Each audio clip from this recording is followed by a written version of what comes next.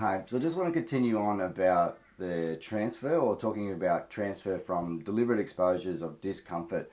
So I've spoken about near and far transfer, spoke that we sort of, things that we do in one domain mostly improve us in that domain and not always, or don't always transfer to other domains. And I've sort of spoken about deliberate priming and the fact that when we do prime ourselves, it changes the way that we have that experience, or our expectations around that experience. So today I want to talk about deliberate versus chaos.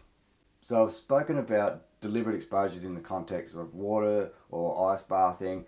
We can use high intensity exercise for it. People can use abseiling, like using heights, using something that we're afraid of to try and generate a threat response, or generate some fear that creates the threat response, or change our level of anxiety.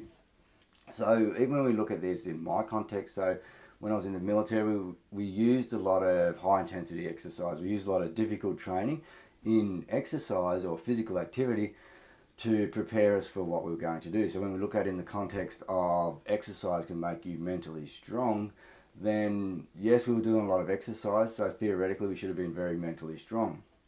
So for me, I went into the paras, and when I got to the paras, I went through the training to jump out of an aircraft, and when I got in that aircraft to jump out, I was still filled with anxiety. There was still fear about heights. There was still all the issues that you would expect to experience when you're at heights, but none of that was really regulated by the amount of exercise I did, because the level of threat, or the type of threat that I'm focused on, is completely different from the exercise threat. So when my mind is looking for threat cues, or the changes in my visual system are looking for threat cues, I'm trying to pick up information, I'm trying to predict, I'm trying to forecast, there's nothing but unknowns on that side of things. So I've got a threat response because I don't know what's going to happen. I'm not familiar with it. I can't predict the outcome. I can only make some assumptions and hope for the best. So it didn't really matter how much high intensity or difficult exercise I'd done up to that point. Even my exposures into cold water and a lot of the training hadn't really done a lot to prepare me for jumping out of a plane. It wasn't until I jumped out of that plane, and then I jumped out of enough planes, or did it repeatedly, that I became familiar with that type of threat. Okay, and even on my first jump, I lost a lot of the situational awareness, or a lot of the information processing that you would normally have that would allow you to conduct tasks. It's thankfully when you jump out of a plane, you're not really required to do anything until the parachute opens and you're floated through the air, and then you sort of start to work through your drills, make sure everything's good.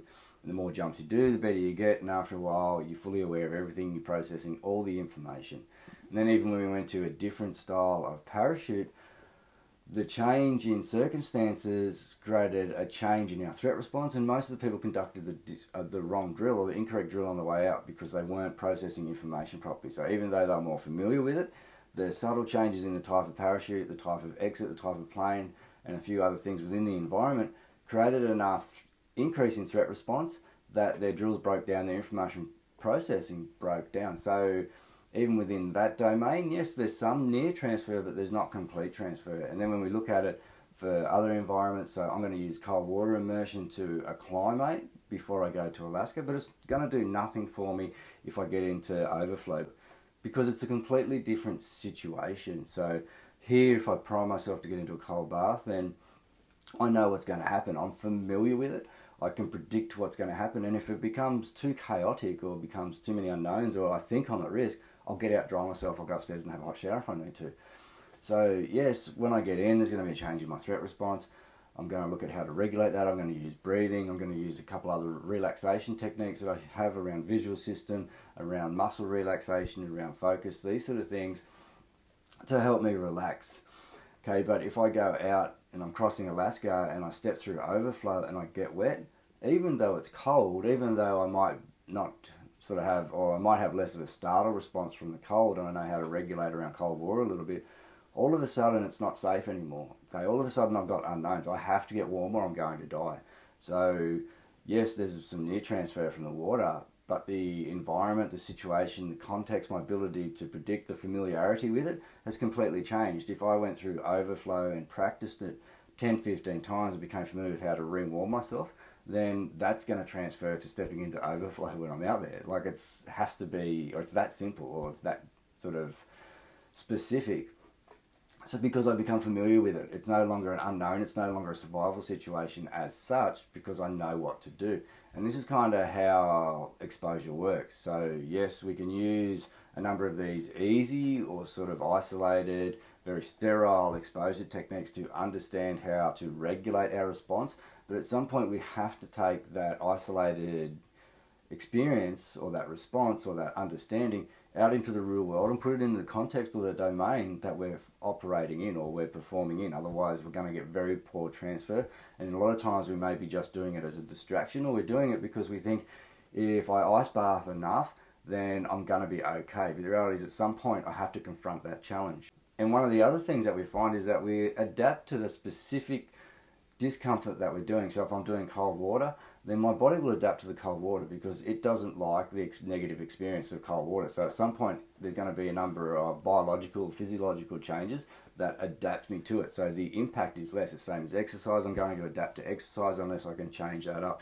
If it's heights, then there's going to be adaptations to the height so that that experience isn't quite as dramatic for me. So we find that there's adaptations. So when we look at it from that context, there's going to be diminished returns. So if you're doing daily ice baths over a month, there's going to be diminished returns in that. Over 2 months is less, and then you're going to have to do a lot more of it, or change the way you do it, or reduce the temperature. You're going to have to do something to create that shock within your body or that stress within your body to continue the adaptation. And even from a mental context, you're going to adapt to it. So over time, there's going to be diminished returns. It's just going to be something that you do. It will become routine as opposed to an experience or an exposure to improve your mental strength, your resilience, or your ability to overcome something. So ultimately, yes, these things are beneficial. There's a positive impact to them, but they're not sufficient to give you the benefits that you need. Okay, so you have to be able to, yes, do things that are safe and predictable so that you can understand your threat response systems, but then you have to take it out into an environment where things aren't quite as planned, where they're unplanned, and then use the skills around regulation that you've learnt within your planned environment or your deliberate environment,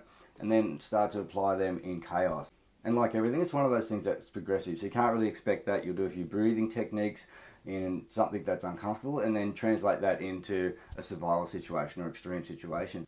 So depending on what it is, whether it's an executive environment, whether it's sport, whether it's pursuits, whether it's tactical, okay, you need to start thinking about how you're going to transfer or how you're going to start to utilize those skills you're using when you're doing it in specific environments or specific deliberate controlled environment or as part of your preparation, and how you're going to transfer that and how you're going to use that within the environments that you're working in. So even things like public speaking, which everyone's afraid of, if you're doing ice baths so that you can regulate your emotion or regulate arousal, threat response, then you need to think about how you're going to utilize that when you're standing in front of everybody and you're afraid about not performing, or there's a level of fear around being ashamed, around embarrassment, or whatever it might be, because unless you start to expose yourself to the environments that you're afraid of or you're working within, then you're never going to get the full transfer. So ultimately, we want to become familiar in the actual environments which are creating this sort of fear or threat response or stress for us, because when we become familiar within those environments, we're able to predict the outcomes, we're able to understand our performance, we're able to regulate within that environment, and we're able to have a better prediction around our energy that we need for it as well, because a lot of these things are more around energy available, or perception of energy available, the energy cost, and whether we've got enough to go on afterwards as to whether we really do it or not. Because there is an energy component to a lot of these things. So ultimately, yes, we want to do them. We want to make sure that we're getting the exposures we need to. We want to make sure that it's transferring to the environments that we want to work. So thinking in terms of a useful strategy or a tool that you can use that is helpful, but it's not sufficient. You need to go out there. You need to find a big challenge, something that you're passionate about. Take that on and then translate the skills that you're doing in your training and preparation into the performance environment, and you'll find that your outcomes there will be much better. So make them domain specific, make it as contextual as you can in your preparation, and that'll get you the best transfer to your actual real world performance.